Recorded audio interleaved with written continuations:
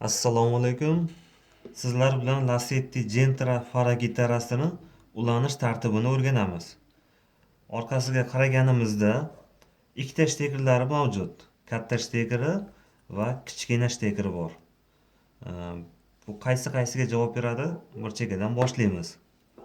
Kichkina shtekerdan boshlaganimizda o'zingizga xuddi shunday qarayotgan paytingiz mana bu burchakdagi birinchisi minus kirish hisoblanadi. Ikkinchisi patfanlik yoqqan paytingiz minus bu yoqdan chiqadi. Uchinchisi blижний yoqqan paytingiz minus bu yoqdan blижний chiqadi. Bu ikkalasi tumankaga qaraydi. Tumanka pulsatorga qaraydi. Bu ikkalasi alohida.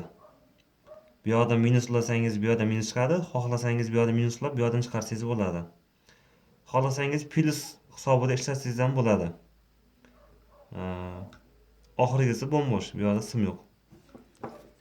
Katta shlekerida bunisi o'ng tomon pоворот, pоворотник relaydan kirish,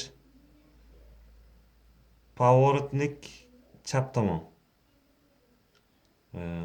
Past qatordan birinchisi plus, keyingisi через zamok plus, undan keyingisi dan yoqqan payt blижний relaysiga tok chiqaradi. Va oxirgisi danli chiqish. Danli markat qilgan payt yoki dan yoqqan payt bu yerdan plus tok chiqadi.